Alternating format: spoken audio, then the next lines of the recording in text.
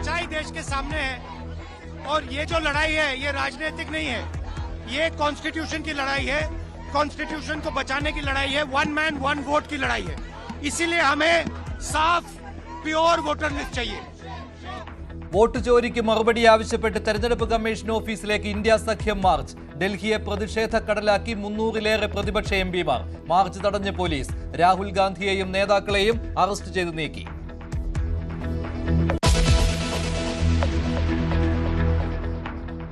പ്രണയം നടിച്ച് മുസ്ലിമാകാൻ നിർബന്ധിച്ചു. കോതമംഗലത്തെ സോന എൽദോസിന്റെ ആത്മഹത്യയിൽ ആൺ സുഹൃത്ത് റമീസ് അറസ്റ്റിൽ. മതം മാറി വിവാഹം കഴിക്കാൻ വീട്ടിൽ പൂട്ടിയിട്ട് റമീസ് മർദ്ദിച്ചെന്ന് സോനയുടെ സഹോദരൻ. അവിടെ റൂമിൽ കൊണ്ടുപോയിട്ട് അവൻ്റെ അമ്മയും വാപ്പയും പെങ്ങളും അവൻ്റെ കൂട്ടുകാർ കൂടി എല്ലാവരും കൂടി മാനസികമായിട്ട് വളരെ ഇതാക്കി, പ്രഷറാക്കി അവളെ. മാത്രമല്ല അവളെ ശാരീരികമായിട്ട് ഉപദ്രവിച്ചു. അവളുടെ ഇവിടെ പാടുണ്ടായിരുന്നു, ഇവിടെയും പാടുണ്ടായിരുന്നു.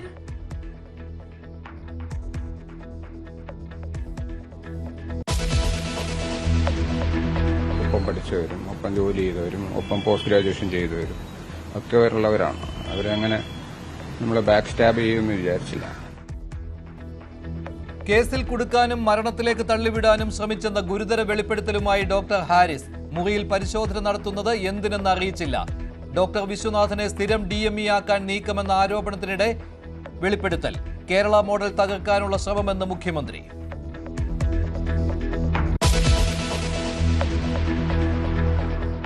വേടനെ കണ്ടെത്താനാകാതെ പോലീസ്. ലുക്കൌട്ട് നോട്ടീസ് ഇറക്കി. പോലീസിന്റെ നീക്കം വേടൻ വിദേശത്തേക്ക് കടക്കാൻ സാധ്യതയുള്ളതിനാൽ.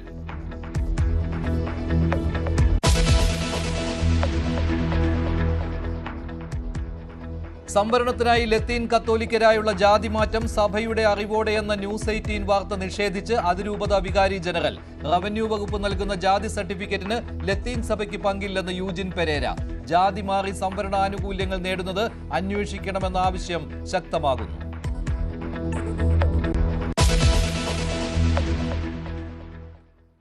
രാഹുൽ ഗാന്ധി ഉന്നയിച്ച വോട്ട് കൊള്ളയിലും ബീഹാറിലെ വോട്ടർ പട്ടിക പരിഷ്കരണത്തിലും പ്രതിഷേധിച്ച് തെരഞ്ഞെടുപ്പ് കമ്മീഷൻ ആസ്ഥാനത്തേക്ക് ഇന്ത്യ സഖ്യത്തിന്റെ മാർച്ച്. പാർലമെന്റിൽ നിന്ന് തുടങ്ങിയ മാർച്ച് ട്രാൻസ്പോർട്ട് ഭവന് സമീപം പോലീസ് തടഞ്ഞത് നാടകീയ രംഗങ്ങൾക്കാണ് ഇടയാക്കിയത്.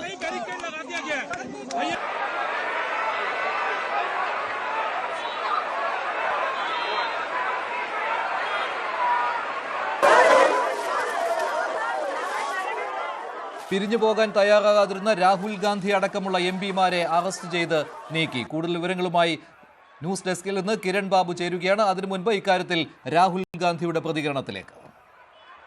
वो एक्चुअली बात नहीं कर सकते, रियलिटी ये है क्योंकि सच्चाई देश के सामने है और ये जो लड़ाई है ये राजनीतिक नहीं है, ये कॉन्स्टिट्यूशन की लड़ाई है।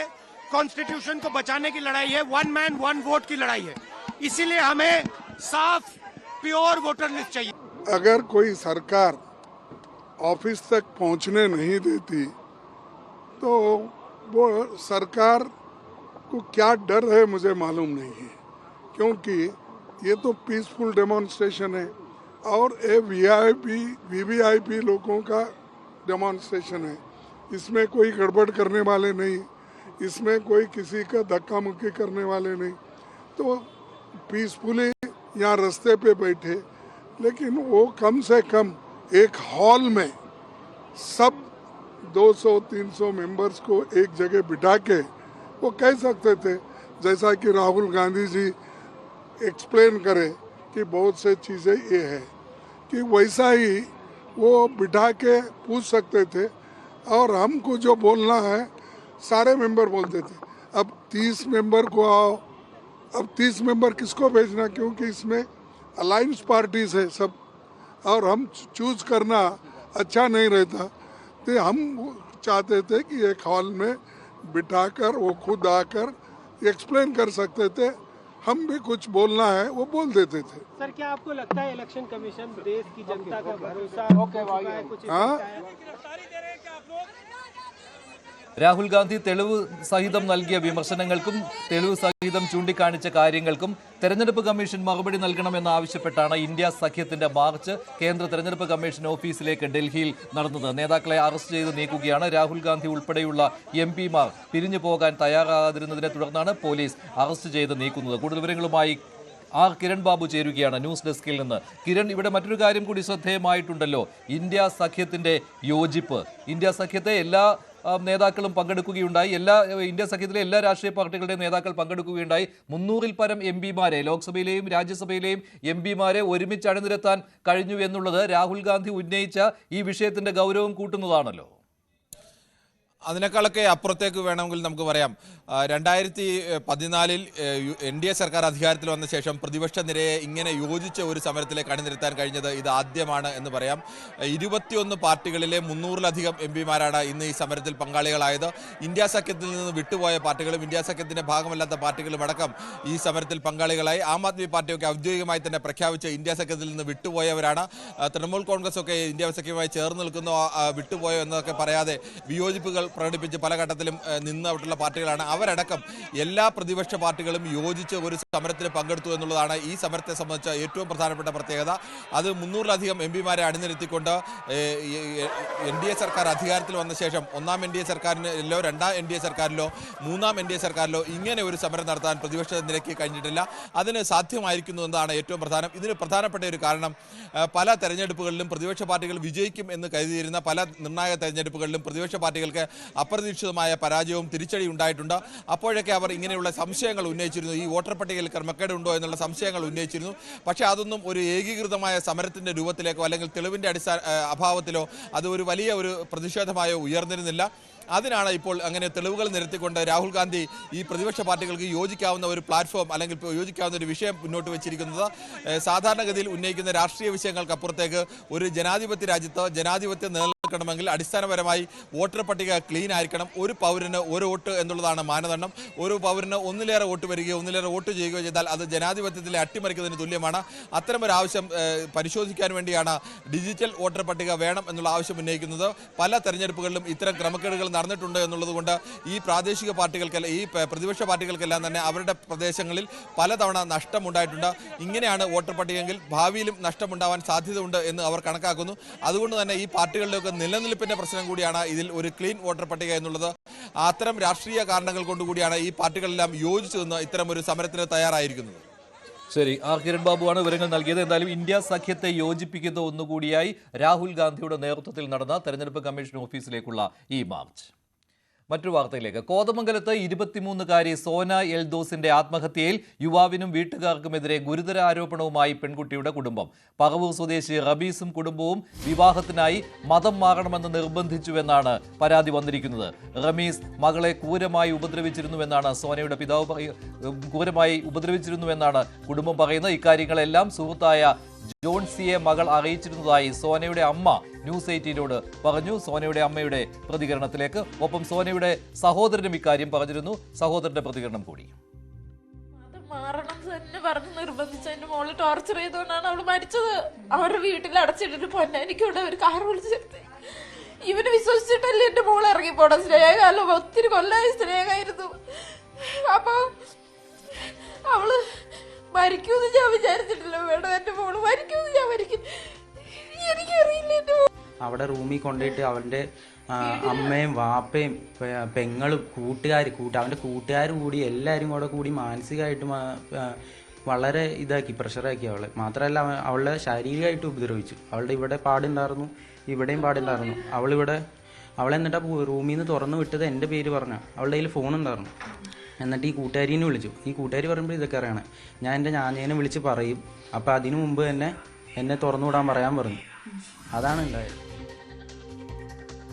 ന്യൂസ് 18നുമായി സംസാരിച്ച ജോൺസി എന്ന് പറയുന്നത് ആത്മഹത്യ ചെയ്ത സോന എൽദോസിന്റെ സുഹൃത്താണ്. മർദ്ദനമേറ്റ കാര്യം ജോൺസിയും സ്ഥിരീകരിക്കുന്നു. രാത്രി 8:30-9 മണിയായപ്പോഴത്തേക്കും എന്നെ വിളിച്ചു കഴിഞ്ഞപ്പോഴത്തേക്കും അവള് പറഞ്ഞു, എടി എന്നെ റൂമിൽ പൂട്ടിയിട്ടേക്കുക, അങ്ങനെ ആൾക്കാന്ന് പറഞ്ഞാൽ അവള് കരഞ്ഞോണ്ട് വിളിക്കും എന്നെ. മർദ്ദിച്ചു എന്നൊക്കെ പറഞ്ഞു. എന്നിട്ട് വിളിച്ചു.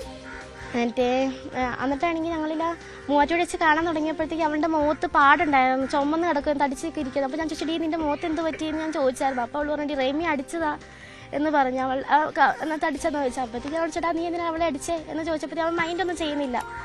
എന്നിട്ട് ലാസ്റ്റ് എന്ത് ചെയ്ത് എന്നിട്ടാണെങ്കിൽ അവൻ്റെ റൂമിൽ പൂട്ടിയിട്ടൊക്കെ അടി എന്നെ വീട്ടിൽ അവർ ചായയൊക്കെ തന്ന് സഹകരിക്കാൻ തുടങ്ങി. ഞാൻ കുടിച്ചൊന്നുമില്ല, എനിക്ക് വേണ്ടാന്ന് തന്നെ ഞാൻ കേട്ട് നിന്ന് എന്നെ മതം മാറാൻ വേണ്ടി എന്നെ പൊന്നാനി കൊണ്ടേ ആക്കാൻ വേണ്ടി പൂവാടി എന്ന് പറഞ്ഞ് അവളെന്നെ വിളിച്ച് കരയുക. അപ്പോഴത്തേക്ക് പറഞ്ഞു എടി അപ്പം എന്നിട്ടാണെങ്കിൽ അവൾ പറഞ്ഞു എടി ഞാൻ ഇത് അറിഞ്ഞു കഴിഞ്ഞാൽ ഭയങ്കര പ്രശ്നമാകും, എന്നെ എങ്ങനെയും വെറുതെ വിടാൻ പറഞ്ഞ് ഞാൻ പറഞ്ഞു. അങ്ങനെയാണ് അവളെ അവിടെ നിന്ന് ഇറക്കി വിടുന്നത്, അവളെ പോകുന്നതെന്ന് പറഞ്ഞത്. കൂടുതൽ വിവരങ്ങൾ നൽകാൻ നവമി ദിനേശ് ചേരുകയാണ്. റമീസ് ഇപ്പോൾ പോലീസ് കസ്റ്റഡിയിലാണ്. നവമി, എന്തായാലും ഇക്കാര്യത്തിൽ സ്ഥിരീകരണം വന്നു കഴിഞ്ഞുവല്ലോ. നിർബന്ധിച്ച് മതം മാറുവാനുള്ള പ്രേരണ, അതായത് പ്രണയം നടിച്ച് മതം മാറ്റുവാനുള്ള ശ്രമമാണല്ലോ ഇവിടെ നടന്നത്. ഇക്കാര്യത്തിൽ തെളിയിക്കുന്ന പല കാര്യങ്ങളും ഇപ്പോൾ പുറത്തു വന്നു കഴിഞ്ഞല്ലോ. വാട്സപ്പ് ചാറ്റുകളും കിട്ടിയിട്ടുണ്ടല്ലോ പോലീസിന്.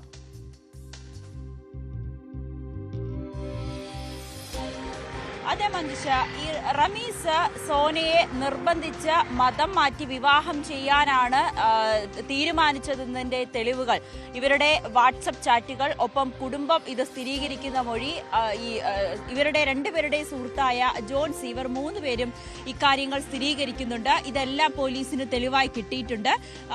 ഈ പ്രതിക്കെതിരെ ഗുരുതരമായിട്ടുള്ള വകുപ്പുകൾ പ്രകാരം തന്നെയാണ് ഇപ്പോൾ പോലീസ് കേസെടുക്കാൻ തീരുമാനിച്ചിരിക്കുന്നത്. ഇപ്പോൾ ആത്മഹത്യാ പ്രേരണ കുറ്റം കൂടി ചുമത്തിയിട്ടുണ്ട്. നേരത്തെ ദേഹോപദ്രവം ഏൽപ്പിച്ചു എന്ന വകുപ്പ് മാത്രമായിരുന്നു ചുമത്തിയിരുന്നത്. ഇപ്പോൾ ആത്മഹത്യാ പ്രേരണ കുറ്റവും ചുമത്തിയിട്ടുണ്ട്. ഇവരുടെ വാട്സപ്പ് ചാറ്റിൽ നിന്നും സോന റമീസിന് അയച്ച മെസ്സേജിൽ പറയുന്നുണ്ട് തനിക്ക് മതം മാറാൻ താല്പര്യമില്ല, ഒരു രജിസ്റ്റർ മാരേജ് ആണെങ്കിൽ ചെയ്യാം, തനിക്ക് റമീസിനോട് ജീവിക്കാൻ ഇഷ്ടമാണ് എന്ന് പറയുന്നുണ്ട്. ഇല്ലെങ്കിൽ താൻ മരിക്കും എന്ന് ഈ കുട്ടി പറയുന്നുണ്ട്, പെൺകുട്ടി പറയുന്നുണ്ട്. അതിന് മറുപടിയായി റമീസ് പറയുന്നത് എന്നാൽ നീ പോയി മരിച്ചോളൂ എന്ന മറുപടി നൽകുന്നതും പോലീസിന് വാട്സപ്പ് ചാറ്റിൽ തെളിവായി ലഭിച്ചിട്ടുണ്ട്. ഇതിന്റെ അടിസ്ഥാനത്തിലാണ് ആത്മഹത്യാ പ്രേരണ കുറ്റം ചുമത്തിയത്. നേരത്തെ നമ്മൾ ആ അമ്മയുടെ കരച്ചിൽ കേട്ടതാണ്, അവരുടെ പ്രതികരണം കേട്ടതാണ്, സഹോദരന്റെ പ്രതികരണം കേട്ടതാണ്. ഇവരെല്ലാവരും പറയുന്നത് ഒരു കാര്യം മാത്രം, തുടക്കത്തിൽ ഈ വിവാഹത്തിന് ഇവർക്ക് സമ്മതമായിരുന്നു, മതം മാറട്ടെ എന്ന തീരുമാനത്തിൽ തന്നെയായിരുന്നു കുടുംബവും സോനയും നിന്നിരുന്നത്. പക്ഷെ അതിനിടയിൽ കുട്ടിയുടെ അച്ഛൻ മരിച്ചത് കൊണ്ട് 1 വർഷം കഴിഞ്ഞേ വിവാഹം നടത്താൻ കഴിയുകയുള്ളൂ എന്ന് പറഞ്ഞു. പക്ഷെ അത് റമീസിന്റെ കുടുംബത്തിന് ഉൾക്കൊള്ളാൻ കഴിയുന്നതായിരുന്നില്ല. പൊന്നാനിയിൽ പോയി 2 മാസം അവിടെ മതപഠന ക്ലാസ്സിൽ പങ്കെടുത്തതിന് ശേഷം മതം മാറി തിരിച്ച് റമീസിന്റെ വീട്ടിലേക്ക് വരണം, ഈ പെൺകുട്ടിയുടെ വീട്ടിലേക്ക് ഇനി തിരികെ പോകരുതെന്ന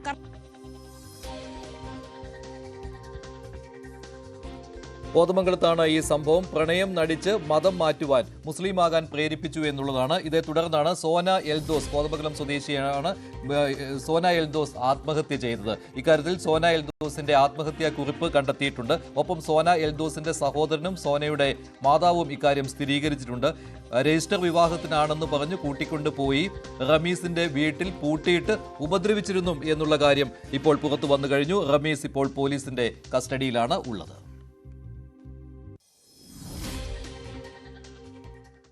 മറ്റൊരു വാർത്തയിലേക്ക്. മെഡിക്കൽ ഉപകരണം കാണാതെ പോയെന്നാരോപിച്ച് കുടുക്കാൻ നടത്തിയ നീക്കങ്ങളെക്കുറിച്ച് തുറന്നു പറഞ്ഞ ഡോക്ടർ ഹാരിസ് തന്റെ ഓഫീസ് മുറിയിൽ പരിശോധന നടത്തുന്ന കാര്യം അറിയിച്ചിരുന്നില്ല. ഫോണിൽ പോലും കാര്യങ്ങൾ ചോദിക്കാതെയാണ് പ്രിൻസിപ്പലും സൂപ്രണ്ടും വാർത്താ സമ്മേളനം നടത്തിയത്. ജയിലിലടയ്ക്കാനും മരണത്തിലേക്ക് തള്ളിവിടാനുമുള്ള നീക്കങ്ങളും നടന്നു. മോർസിലോസ്കോപ്പ് വാങ്ങിവെച്ച് കേസിൽ നിന്ന് രക്ഷപ്പെടാൻ നോക്കിയെന്ന കള്ളക്കഥ ഉണ്ടാക്കിയതിന് പിന്നിൽ സഹപ്രവർത്തകർ തന്നെയാണെന്നും ഡോക്ടർ ഹാരിസ്. ശസ്ത്രക്രിയകൾ മുടങ്ങിയപ്പോൾ വിഷമം കൊണ്ട് തുറന്നു പറഞ്ഞതാണെന്നും ഡോക്ടർ ഹാരിസ് പറഞ്ഞു. ഡോക്ടറെ കുടുക്കാൻ കൂട്ടുനിന്ന ഡോക്ടർ വിശ്വനാഥനെ മെഡിക്കൽ വിദ്യാഭ്യാസ ഡയറക്ടറായി സ്ഥിരം നിയമനം നൽകാൻ സർക്കാർ തയ്യാറെടുക്കുന്നുവെന്ന ആരോപണത്തിനിടെയായിരുന്നു ഡോക്ടർ ഹാരിസിന്റെ തുറന്നു പറച്ചിൽ. ആരോഗ്യവകുപ്പിനെ പ്രതിരോധത്തിലാക്കുന്ന വിവാദ പരാമർശങ്ങൾ മാധ്യമങ്ങൾക്ക് മുമ്പിൽ ഇനി നടത്തരുത് എന്ന കൃത്യമായ നിർദ്ദേശം KGMCTയുടെ ഭാഗത്ത് നിന്ന് ഡോക്ടർ ഹാരിസ് ചിറക്കലിന് നൽകി 2 ദിവസം പിന്നിടുമ്പോഴാണ് അദ്ദേഹം വീണ്ടും കടുത്ത ഭാഷയിൽ തനിക്കെതിരായ നീക്കങ്ങളെ വിമർശിച്ചുകൊണ്ട് വീണ്ടും രംഗത്തെത്തിയത്. വെള്ളി നാണയങ്ങൾ ആരൊക്കെയാണെന്ന് എല്ലാവർക്കും ബോധ്യമുള്ള കാര്യമാണല്ലോ. താൻ കീഴുദ്യോഗസ്ഥനാണ് എന്നിരിക്കെ തന്നോട് വിശദീകരണം ചോദിക്കുന്നതിന് പകരം നേരിട്ട് വാർത്താ സമ്മേളനം നടത്തിയതിൽ തനിക്കേറെ വിഷമമുണ്ടെന്നാണ് ഡോക്ടർ ഹാരിസ് ചിറക്കൽ മാധ്യമങ്ങളോട് പ്രതികരിച്ചത്. അതൊക്കെ വിഷമമുണ്ടാക്കി. അവര് കീഴുദ്യോഗസ്ഥൻ എന്നുള്ള നിലയ്ക്ക് എന്നെ അവർക്ക് നേരിട്ട് ചോദ്യം ചെയ്യാവുന്നതേ ഉള്ളൂ. എന്റെ വിശദീകരണം ചോദിച്ചതിന് ശേഷം മാത്രം അവർ കാര്യങ്ങൾ തീരുമാനിച്ചാൽ മതിയായിരുന്നു. ഒക്കെ എന്നോട് എന്തും ആവശ്യപ്പെടാൻ എനിക്ക് എപ്പോൾ വേണമെങ്കിലും എന്നെ വിളിപ്പിക്കാനോ എന്നെ ചോദ്യം ചെയ്യാനോ അവർക്ക് അധികാരമുള്ളവരാണ്. എന്റെ പ്രശ്നങ്ങൾ എന്നെ പോലെ മനസ്സിലാക്കേണ്ട എന്റെ അതേ ഉത്തരവാദിത്തങ്ങൾ ഉള്ളവർ തന്നെ എനിക്കല്ല ആ ഡിപ്പാർട്ട്മെന്റ് ഉത്തരവാദിത്തം. ആ ഡിപ്പാർട്ട്മെന്റ് ഉത്തരവാദിത്തം അത് കളക്റ്റീവ് റെസ്പോൺസിബിലിറ്റിയാണ്. സ്ഥാപനത്തിന്റെ എല്ലാ മേലധികാരിക്കുള്ള ഉത്തരവാദിത്തങ്ങളാണത്. അപ്പൊ ഞാനത് പറയേണ്ടി വന്നതും അവർക്ക് വേണ്ടിയും കൂടാണ് പറഞ്ഞത്. പക്ഷെ അവരാ സെൻസിൽ എടുക്കാതെ എന്നെ ശത്രുവായിട്ട് കാണുന്നതാണ് എനിക്ക് ബുദ്ധിമുട്ടുണ്ടായത്. അത് എന്നെ എന്റെ കുടുംബാംഗങ്ങളെ എല്ലാവരെയും അത് വല്ലാതെ എന്നെ അഫക്ട് ചെയ്തൊരു കാര്യമാണത്. എന്റെ സഹപ്രവർത്തകർ എത്രയോ 28-30 വർഷം, 30 അതിൽ കൂടുതൽ 1986 മുതൽ കാണുന്ന ആൾക്കാരാണ് നമ്മൾ സഹപ്രവർത്തകർ. പഠിച്ചതും ഒപ്പം പഠിച്ചവരും ഒപ്പം ജോലി ചെയ്തവരും ഒപ്പം പോസ്റ്റ് ഗ്രാജുവേഷൻ ചെയ്തവരും ഒക്കെ ഉള്ളവരാണ്. അവരങ്ങനെ നമ്മളെ ബാക്ക് സ്റ്റാബ് ചെയ്യുമെന്ന് വിചാരിച്ചില്ല. മന്ത്രി വീണ ജോർജിന്റെ അറിവോടെയാണോ ഇത്തരത്തിലൊരു വാർത്താ സമ്മേളനം അവർ നടത്തിയതെന്ന കാര്യം തനിക്കറിയില്ല. മനസ്സിൽ വിഷമമുണ്ടെങ്കിലും ഇതുമായി ബന്ധപ്പെട്ട് യാതൊരു തരത്തിലുള്ള പരാതികളും പരിഭവങ്ങളും പ്രിൻസിപ്പലിനെതിരെയോ അതോടൊപ്പം സൂപ്രണ്ടിനെതിരെയോ തനിക്ക് ഇല്ല എന്നും ഡോക്ടർ ഹാരിസ് ചിറക്കൽ വ്യക്തമാക്കി. ഞാനവിടെ വെറുതെ ഒരു പണിക്കാരൻ മാത്രമാണ്. അപ്പൊ അതിന് അവരൊരു സഹായം വേണം. അവരിനിയും സഹായിക്കണം. നമുക്ക് അങ്ങനെ ശത്രുപക്ഷത്ത് നിന്ന് പോകാൻ പറ്റുന്ന ഒരു രംഗമല്ല. കാരണം ഒരു രോഗി ബുദ്ധിമുട്ടിലായി കഴിഞ്ഞാൽ പല എല്ലാ ഡോക്ടർമാരും സഹകരിച്ചാണ്. ഒരു ഡോക്ടർ ഒറ്റയ്ക്കല്ല, പല വിഭാഗത്തിലുള്ളവർ വന്ന് ഒരുമിച്ച് ചേർന്നിട്ടാണ് അവരെ രക്ഷിക്കുന്നത്. അപ്പം എല്ലാവരും തമ്മിൽ നല്ല ഒരു സൗഹൃദവും ഒരു വിട്ടുവീഴ്ചയൊക്കെ ഉണ്ടാവേണ്ട ഡിപ്പാർട്ട്മെന്റ് ആണ് മെഡിക്കൽ കോളേജ് എന്ന് പറയുന്നത്. അങ്ങനെ കുറച്ചുപേര് ശത്രുപക്ഷത്തും കുറച്ചുപേര് ഇങ്ങനെ നിന്നാലും മാറി നിന്നാലൊന്നും നടക്കില്ല. അതേസമയം ഡോക്ടർ ഹാരിസ് ചിറക്കലിനെതിരായ നീക്കങ്ങൾക്ക് ചുക്കാൻ പിടിച്ചതിനാണ് DMAയുടെ ചുമതലയിലുണ്ടായിരുന്ന ഡോക്ടർ വിശ്വനാഥിന് സ്ഥിരം ചുമതല നൽകാനുള്ള നീക്കം ചട്ടവിരുദ്ധമായി മാനദണ്ഡങ്ങൾ മറികടന്നുകൊണ്ട് ആരോഗ്യമന്ത്രിയുടെ ഭാഗത്തുനിന്ന് ഉണ്ടായതെന്ന വിമർശനവുമായി സേവ് യൂണിവേഴ്സിറ്റി ഫോറവും രംഗത്തെത്തി. പ്രിൻസിപ്പൽമാരെ, ഏറ്റവും മുതിർന്ന പ്രിൻസിപ്പലിനെയാണ്, മെഡിക്കൽ കോളേജ് പ്രിൻസിപ്പലിനെയാണ് ഈ പദവിയിലേക്ക് നിയോഗിക്കേണ്ടത്. പക്ഷേ ആ ചട്ടങ്ങൾ മറികടന്ന് സീനിയോറിറ്റിയിൽ 6ാം സ്ഥാനത്ത് മാത്രമുള്ള ഡോക്ടർ വിശ്വനാഥിനെ ചട്ടവിരുദ്ധമായി ഈ തസ്തികയിലേക്ക് ഉയർത്താനുള്ള ബോധപൂർവമായ നീക്കമാണ് ആരോഗ്യവകുപ്പിന്റെ ഭാഗത്തു നിന്ന് ഉണ്ടാകുന്നതെന്ന വിമർശനമാണ് സേവ് യൂണിവേഴ്സിറ്റി ഫോറം മുമ്പോട്ട് വെച്ചിരിക്കുന്നത്. അതിനിടെ KGMCTയുടെ ഔദ്യോഗിക വാട്സ്ആപ്പ് ഗ്രൂപ്പിൽ നിന്ന് മെഡിക്കൽ കോളേജ് പ്രിൻസിപ്പലിനെയും സൂപ്രണ്ടിനെയും DMEയും പുറത്താക്കിയെന്ന വിവരവും ഈ ഘട്ടത്തിൽ പുറത്തുവരുന്നുണ്ട്. എന്നാൽ ആരോഗ്യവകുപ്പിനെതിരായ വിമർശനങ്ങൾ തള്ളിക്കളയുകയാണ് മുഖ്യമന്ത്രിയും ആരോഗ്യമന്ത്രിയും. കേരളത്തിന്റെ മികവാർന്ന ആരോഗ്യരംഗത്തെ താറടിക്കാൻ ഒന്നിനു പിന്നാലെ മറ്റൊന്നായി കഥകൾ മെനയുകയാണെന്നാണ് മുഖ്യമന്ത്രി പറയുന്നത്. അന്താരാഷ്ട്ര ഭീമന്മാരുടെ അജണ്ടകൾ നമുക്ക് തിരിച്ചറിയാൻ കഴിയുന്നില്ല. അവർ ചിലരെ വിലക്കെടുക്കുകയാണ്. കേരള മോഡൽ തകർക്കാൻ ശ്രമിക്കുന്നവരെ ഒറ്റപ്പെടുത്തുമെന്നും മുഖ്യമന്ത്രി പറഞ്ഞു. സ്വാഭാവികമായും ആളുകൾ കൂടുതൽ സർക്കാർ ആശുപത്രികളെ ആശ്രയിക്കും. അവിടെ പിടിക്കണം എന്ന് ഈ അന്താരാഷ്ട്ര ഭീമന്മാർ കാണുകയാണ്. അവരുടെ അജണ്ടകൾ പാവപ്പെട്ട നമുക്ക് പെട്ടെന്ന് തിരിച്ചറിയാനാവില്ല. അതിനായി വിലക്കെടുക്കേണ്ടവരെയൊക്കെ അവർ വിലക്കെടുക്കും. പല വഴികൾ, പല മാർഗങ്ങൾ അവർക്കുണ്ട്. ആ വഴികൾ സ്വീകരിക്കുകയാണ്. ഈ കേരളത്തിലെ മികവാർന്ന ആരോഗ്യ രംഗത്തെ താറടിക്കാനുള്ള ശ്രമം അതിന്റെ ഭാഗമാണ്. ഒന്നിനു പുറകെ ഒന്നായി കഥകൾ മെനയുന്നത് അതിന്റെ ഭാഗമാണ്. അവർക്കാവശ്യം കേരളത്തിലെ ആരോഗ്യരംഗം ഒന്നുമല്ല എന്ന് സമർത്ഥിക്കലാണ്. ആരോഗ്യമേഖലയെ ആക്രമിക്കുന്നവർക്ക് മറ്റ് ചില അജണ്ടകൾ ഉണ്ടെന്നും ആരോഗ്യമേഖല ഇതിലൊന്നും തകർന്നു പോകില്ലെന്നും മന്ത്രി വീണ ജോർജിന്റെ വിമർശനം. കേരളത്തിൽ സർക്കാർ ആരോഗ്യമേഖലയെ ആക്രമിക്കുന്നവർക്ക് ചിലർ ആക്രമിക്കുന്നുണ്ട്. അങ്ങനെ ആക്രമിക്കുന്നവർക്ക് അവർക്ക് നിശ്ചിതമായിട്ടുള്ള അജണ്ടകളുണ്ട്.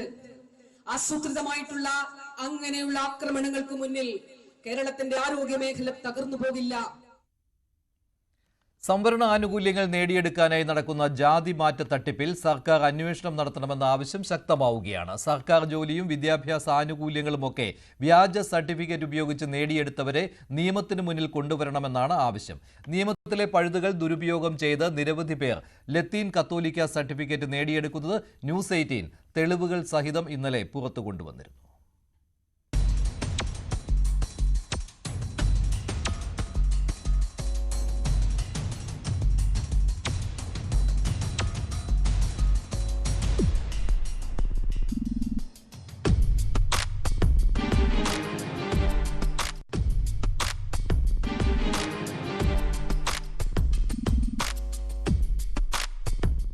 സംവരണാനുകൂല്യം കുറവുള്ള ജാതികളിലുള്ളവരാണ് ലത്തീൻ സമുദായ സർട്ടിഫിക്കറ്റ് സംഘടിപ്പിക്കുന്നവരിലേറെയും. ക്രീമി ലെയർ ബാധകമല്ലെന്നതും ഇത്തരത്തിലുള്ള ജാതി മാറ്റത്തിന് കാരണമാണ്.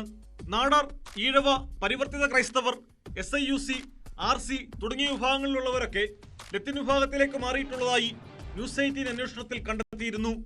മറ്റു ജാതികളിലുള്ളവർ സംവരണം തട്ടിയെടുക്കുമ്പോൾ ദുരിതത്തിലാകുന്നത് പരമ്പരാഗത മത്സ്യത്തൊഴിലാളി കുടുംബങ്ങളിൽപ്പെട്ടവരാണ്. നെയ്യാറ്റിൻകര രൂപതയ്ക്ക് കീഴിലാണ് ഏറ്റവും അധികം പേർ അനധികൃതമായി ലത്തീൻ സർട്ടിഫിക്കറ്റ് സ്വന്തമാക്കിയിട്ടുള്ളത്. തിരുവനന്തപുരത്തിന്റെ മറ്റു മേഖലകളിലും കൊല്ലം ജില്ലയിലുമൊക്കെ സമാനമായ സ്ഥിതിയുണ്ട്. പുനലൂർ രൂപതയുടെ പരിധിയിൽ പരിവർത്തിത ക്രൈസ്തവരായ നിരവധി പേരടക്കം മറ്റു ജാതികളിലുള്ളവർ ലത്തീൻ സമുദായത്തിലെത്തി.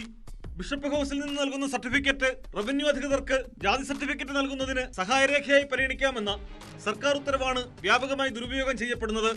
ഇക്കാര്യത്തിൽ വിശദമായ അന്വേഷണം വേണമെന്നാണ് വിവിധ സംഘടനകളുടെ ആവശ്യം. ഇതൊക്കെ അന്വേഷണം വരും. ഇന്നല്ലെങ്കിൽ നാളെ അന്ന് ഇങ്ങനെ ജോലി വാങ്ങിച്ചവരുടെ ജോലികൾ പോകും. ഒരു ചെറിയ സർവേ നടത്തട്ടെ. ഇതേ തന്നെ പരസ്യമായിട്ട് അച്ഛന്മാർ പറയുന്നില്ല, ഒരച്ഛനെ പറഞ്ഞുള്ളൂ. അവരിടയിൽ ഒരു സർവേ നടത്തട്ടെ, ഇത് ക്രൂരകൃത്യമാണ്, തെറ്റ് എന്ന്. വിഷയത്തിൽ രൂപതാ നേതൃത്വങ്ങൾ സ്വീകരിക്കുന്ന നിലപാടിൽ സമുദായത്തിലുള്ളവർക്ക് തന്നെ ശക്തമായ എതിർപ്പുണ്ട്.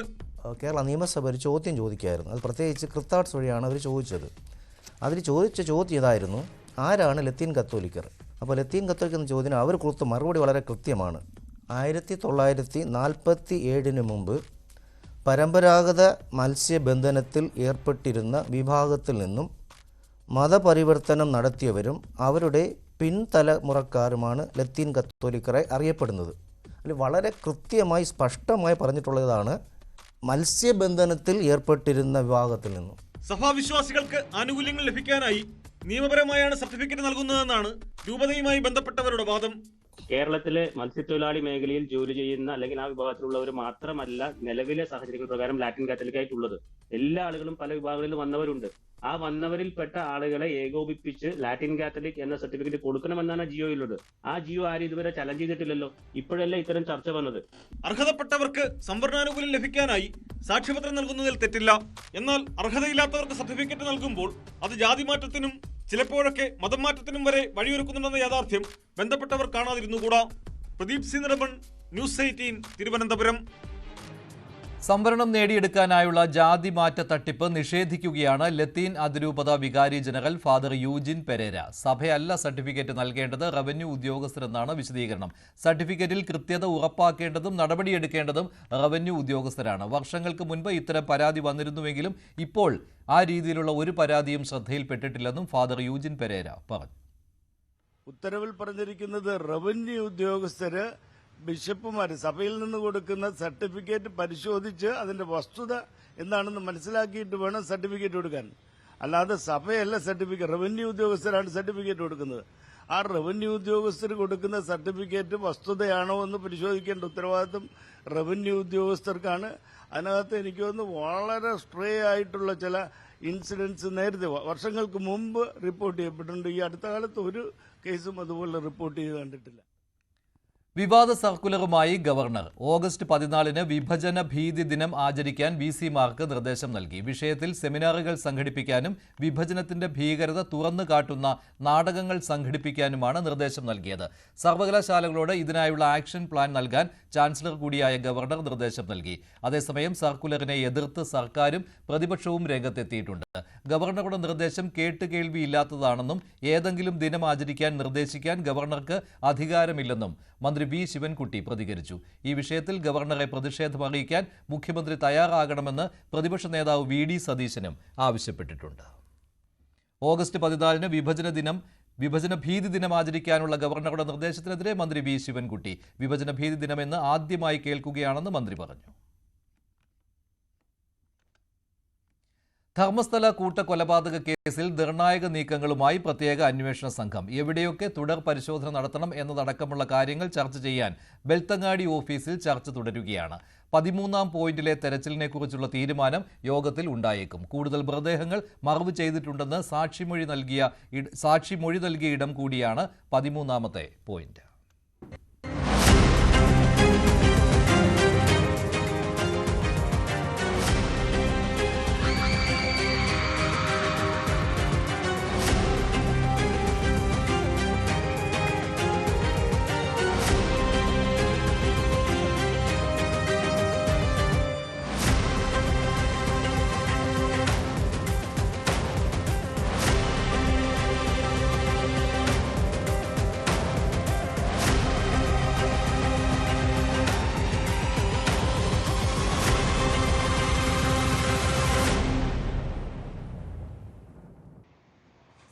ബെൽത്തങ്ങാടിയിലെ ക്യാമ്പ് ഓഫീസിൽ തിരക്കിട്ട കൂടിയാലോചനകൾ നടക്കുകയാണ്. ശുചീകരണ തൊഴിലാളിയെ രാവിലെ 10 മണിയോടുകൂടി തന്നെ അഭിഭാഷക സംഘം ഇവിടെ എത്തിച്ചിട്ടുണ്ട്. ഏത് പോയിന്റിൽ പരിശോധന നടത്തണമെന്ന് സംബന്ധിച്ചാണ് ഇപ്പോൾ കൂടിയാലോചന നടക്കുന്നത്. എന്തായാലും ഉച്ചയ്ക്ക് 1:30 ശേഷമാണ് കഴിഞ്ഞ ദിവസങ്ങളിലെല്ലാം ഇത്തരത്തിൽ തെരച്ചിൽ നടത്തിയത്. അതുകൊണ്ട് തന്നെ ഒരു പക്ഷേ ഇന്ന് വൈകിയേക്കാം. അതല്ല ഇത് സംബന്ധിച്ച ഇനി മറ്റ് നടപടിക്രമങ്ങൾ സംബന്ധിച്ച കൂടിയാലോചനയാകാം. എന്തായാലും 13-ാം പോയിന്റിലെ പരിശോധന ഇതുവരെ ആരംഭിച്ചിട്ടില്ല. ഇത് കഴിഞ്ഞ 4 ദിവസമായി അടയാളപ്പെടുത്തി പോലീസ് കാവലേർപ്പെടുത്തി നിൽക്കുന്ന ഒരു സ്ഥലമാണ്. ഒരുപാട് ദുരൂഹതകൾ ഉള്ള ഒരു സ്ഥലമാണിത്. അതുകൊണ്ട് തന്നെ ഈ സ്ഥലം ഏത് രീതിയിൽ പരിശോധിക്കണമെന്ന ഒരു ആലോചനയിലാണ് ഇപ്പോൾ SIT ഉള്ളത്. ഗ്രൗണ്ട് പെനട്രേറ്റിംഗ് റഡാർ സംവിധാനം ഇതുവരെ എത്തിയിട്ടില്ല. അത്തരം സംവിധാനങ്ങൾ ഉപയോഗിച്ച് വിശദമായ പരിശോധന ഈ മേഖലകളിൽ നടത്താനാണ് ഏതായാലും ആലോചിക്കുന്നത്. എന്തായാലും ഈ പോയിന്റിൽ വളരെ സുപ്രധാനമാണ് ധർമ്മസ്ഥല കേസുമായി ബന്ധപ്പെട്ട പരിശോധന. അത് ഇനി എന്നുണ്ടാകുമെന്ന ഒരു ചോദ്യമാണ് ഉയരുന്നത്. അതോടൊപ്പം ക്ഷേത്രഭൂമിയിൽ കഴിഞ്ഞ ദിവസം ബാഹുബലി ഹിൽസിലും പരിശോധന നടത്തിയിരുന്നു. ഈ മേഖലകളിലും വീണ്ടും പരിശോധന നടത്തണമെന്നൊരു ആവശ്യം അഭിഭാഷകർ ഉന്നയിച്ചിട്ടുണ്ട്. ഇനി ഈ പ്രദേശത്ത് പരിശോധന ഉണ്ടാകും. അതല്ല വനമേഖലയിൽ പുതിയ ഇടങ്ങളിൽ പുതിയ സാക്ഷികൾ കൂടി രംഗത്തെത്തിയ സാഹചര്യത്തിൽ ആ മേഖലകൾ കേന്ദ്രീകരിച്ചായിരിക്കുമോ തെരച്ചിൽ. എന്തായാലും SIT സംഘം ഇതുവരെ തെരച്ചിലിനായി എത്തിയിട്ടില്ല. ശുചീകരണ തൊഴിലാളികളുമായുള്ള കൂടിയാലോചന, അഭിഭാഷകർക്കൊപ്പമുള്ള കൂടിയാലോചന ഇപ്പോൾ നടന്നുകൊണ്ടിരിക്കുന്നത്. ഇതിനിടയിൽ തന്നെ 86-ൽ കൊല്ലപ്പെട്ട പത്മലതയുടെ കേസുമായി ബന്ധപ്പെട്ടിപ്പോൾ മലയാളി കുടുംബം പരാതി നൽകിയിരിക്കുന്നു. പത്മലതയുടെ മരണം, അതുപോലെ തന്നെ ഇവരുടെ അച്ഛൻ്റെ മരണം, ഇത് രണ്ടും പുനരന്വേഷിക്കണമെന്നൊരു ആവശ്യമാണ് SITക്ക് മുന്നിൽ ഇവർ പരാതിയുമായി എത്തിയത്. സഹോദരിയാണ് പരാതി നൽകിയിരിക്കുന്നത്. ബെൽത്തങ്ങാടി ഓഫീസിലെത്തിയാണ് പരാതി നൽകിയിരിക്കുന്നത്. എന്തായാലും ധർമ്മസ്ഥലയിൽ ദുരൂഹത നീങ്ങുന്നില്ല. സത്യം തേടിയുള്ള SITയുടെ യാത്ര വീണ്ടും തുടരുന്നു. മണ്ണ് കുഴിച്ചുള്ള പരിശോധന തുടരുന്നു. അത് സർപ്രൈസ് സ്പോട്ടുകൾ കേന്ദ്രീകരിച്ചുള്ള പരിശോധനയാണ് ഇപ്പോൾ നടക്കുന്നത്. നേരത്തെ മാർക്ക് ചെയ്ത് ആ സ്ഥലം പിന്നീട് പരിശോധിക്കുന്ന രീതി മാറ്റി വളരെ പെട്ടെന്നൊരു തീരുമാനമെടുക്കുകയും ആ പ്രദേശം കേന്ദ്രീകരിച്ച് പരിശോധന നടത്തുന്ന ഒരു അവസ്ഥയാണ് ഇപ്പോൾ നിലവിലുള്ളത്. എന്തായാലും ക്ഷേത്ര ഭൂമിയിൽ ഇനി വീണ്ടും പരിശോധന ഉണ്ടാകുമോ എന്നതാണ് ഏറ്റവും പ്രാധാന്യം. അത് വളരെ ഗൗരവമുള്ള കാര്യവുമാണ്. അത്തരം ഇടങ്ങളിലേക്ക് പരിശോധന വ്യാപിപ്പിക്കുന്നതും കഴിഞ്ഞ ദിവസങ്ങളിൽ കണ്ടു. തുടർ അന്വേഷണം ഇനി ഏത് രീതിയിൽ വേണമെന്ന കാര്യത്തിലാണ് ഇപ്പോൾ കൂടിയാലോചന നടക്കുന്നത്. എന്തായാലും SITയുടെ അന്വേഷണം മുന്നോട്ട് തന്നെയാണ്. കൂടുതൽ തെളിവുകൾ തേടിയുള്ള ഒരു യാത്രയാണ് ഇപ്പോൾ SITയിലുള്ളത്.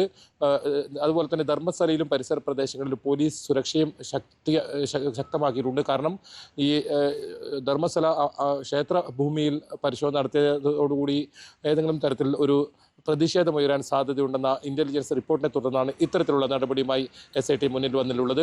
എന്നാലും ഇനി അല്പസമയത്തിനകം SIT സംഘം എത്തും.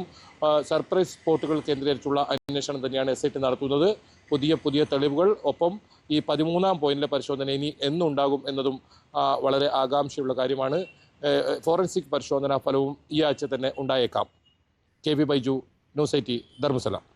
ധർമ്മസ്ഥലയിൽ മലയാളി കുടുംബം രക്ഷപ്പെട്ടത് ഭാഗ്യത്തിന്. കാസർഗോഡ് കാഞ്ഞങ്ങാട് സ്വദേശി രഞ്ജിരാജ് കരിന്തളവും ഭാര്യയുമാണ് D ഗ്യാങ്ങിൽ നിന്ന് രക്ഷപ്പെട്ടത്. വർഷങ്ങൾക്ക് മുൻപ് മധുവിധു ആഘോഷത്തിനായി ധർമ്മസ്ഥലയിൽ എത്തിയപ്പോൾ നടന്ന സംഭവം ഇന്നും ഭയത്തോടെയാണ് രഞ്ജിരാജ് ഓർക്കുന്നത്. ധർമ്മസ്ഥല ഇറങ്ങി അവിടെ നിന്നിട്ട് അപ്പം നമുക്കൊന്നും അറിയത്തില്ലായിരുന്നു. അങ്ങനെ അവിടെ നിന്ന് ഒരാൾ റൂമാണെന്ന് ചോദിച്ചു. ഞങ്ങൾ റൂം വേണമെന്ന് പറഞ്ഞു. അങ്ങനെ അവർ പറഞ്ഞു 650 രൂപ 700 രൂപ എന്തോ ആയിരുന്നു ആ സമയത്ത്, 2004 അങ്ങനെ ഞങ്ങൾ രണ്ടുപേരെയും കൂട്ടി ഈ ബാഗൊക്കെ അയാൾ തന്നെ മേടിച്ച് ഞങ്ങളെ ഒരു ബിൽഡിങ്ങിൻ്റെ എനിക്കിപ്പോഴും ഓർക്കുന്നു. ഇപ്പോഴത്തെ വാർത്തകളൊക്കെ കേൾക്കുമ്പോൾ ഒരു ഭയത്തോടെയാണ് നമ്മൾ ചിന്തിച്ച് നമ്മൾ ഓർമ്മയിൽ വരുന്നത്. ഒരു ഇടവഴിയിലൂടെ ഇങ്ങനെ കൊണ്ടുപോയി ഒരു റൂമിനകത്ത് നമ്മളെ റൂം തന്നു. 650 രൂപ വാങ്ങി. ആ സമയത്ത് ID കാർഡും കാര്യങ്ങളൊന്നുമില്ല. അത് കഴിഞ്ഞ് ഞങ്ങൾ റൂമിൽ കയറി ഡോർ അടച്ചപ്പോൾ ഒരു വല്ലാത്തൊരു റൂമാണത്. എന്താ പറയുക, നമുക്കൊരു ശരിക്കും ഒരു ജയിലർ പോലെയുള്ള റൂം അങ്ങനെയാണ് ഫീൽ ചെയ്തത്. ഞങ്ങൾ പിന്നെ അതൊന്നും വിഷയമാക്കാതെ ഞങ്ങൾ അവിടെ താമസിക്കാൻ വേണ്ടി ഒരു 8-9 മണിയായിട്ടുണ്ടാവും. അത് കഴിഞ്ഞ് കുറച്ച് കഴിയുമ്പോൾ ഒരു 6-7 പേര് നമ്മുടെ റൂമിന് ചുറ്റുമുണ്ട്. എന്താണെന്ന് വെച്ചാൽ അതൊരു നമുക്കൊരു പേടിപ്പെടുത്തുന്ന പോലെയാണ്. നമ്മുടെ സേഫ്റ്റിയും ഇല്ല, നമ്മുടെ പ്രൈവസിയും ഇല്ല. ആ വൈഫ് പറഞ്ഞ് നമുക്ക് പോകാം, അവിടെ നിൽക്കണ്ട. ആ സ്വാമി പറഞ്ഞത് അയാൾ പറഞ്ഞില്ലേ നിൽക്കണ്ടെന്ന് പറഞ്ഞു. അപ്പോൾ ഞാൻ അതൊന്നും കുഴപ്പമില്ല, കല്യാണം കഴിഞ്ഞ് നമ്മൾ ധൈര്യം കാണിക്കണ്ടേ, അതൊന്നും കുഴപ്പമില്ല, നമുക്ക് നിൽക്കാൻ തോന്നും. ഒരു 10 മിനിറ്റും കൂടെ കഴിയുമ്പോൾ കുറച്ചും കൂടെ ഒരു സിഗരറ്റൊക്കെ വലിച്ചിട്ട് പുകയൊക്കെ റൂമിനകത്തേക്ക് വരുന്നു. ഈ ആൾക്കാർ നമ്മൾ പോകാമെന്ന് പറഞ്ഞു. അപ്പോൾ അവർ പറഞ്ഞു പോകാൻ പൈസ തിരിച്ചു തരില്ലെന്ന് പറഞ്ഞു. കാശ് തിരിച്ചു തരില്ല സാറേ, ഞങ്ങൾ പോയിക്കൊള്ളാമെന്ന് പറഞ്ഞു. ഞങ്ങൾ പോവാണ്, പിന്നെ കാശ് തരാം, നമ്മൾ താമസിക്കുന്നില്ലെന്ന് പറഞ്ഞു. അത് പറ്റില്ലെന്ന് പറഞ്ഞിട്ട് ഇവർ പിന്നെ നമുക്ക് ഡോർ തുറക്കാൻ പറ്റാതെ നമ്മളൊരു ലോക്കായ പോലെയാണ് സംഭവം. പിന്നെ വൈഫർ എന്തായാലും പോകാമെന്ന് പറഞ്ഞിട്ട് ഞങ്ങൾ എങ്ങനെയോ അവിടുന്ന് അപ്പം തന്നെ ഒരു 9-10 സമയത്ത് രാത്രി ഇറങ്ങി പുറത്ത് ബാഗ് എടുത്തിട്ട് വന്നു. പൈസ തിരിച്ചു മേടിക്കാനൊന്നുമില്ല. തിരിച്ചു മേടിക്കാൻ വന്നിട്ട് അന്ന് രാത്രിയാണ് ഞങ്ങൾ അവിടെ നിന്ന് ലാസ്റ്റ് 9:25 സുബ്രഹ്മണ്യത്തേക്ക് ഒരു KSRTC ബസ് ഉണ്ട്. ആ ബസ്സിന് കയറി രാത്രി സുബ്രഹ്മണ്യ പോയി ഞങ്ങൾ താമസിച്ചതാണ്. ഇടവേളയ്ക്ക് ശേഷം സകലമാന കേരളം അനുശ്രീ ചേരും.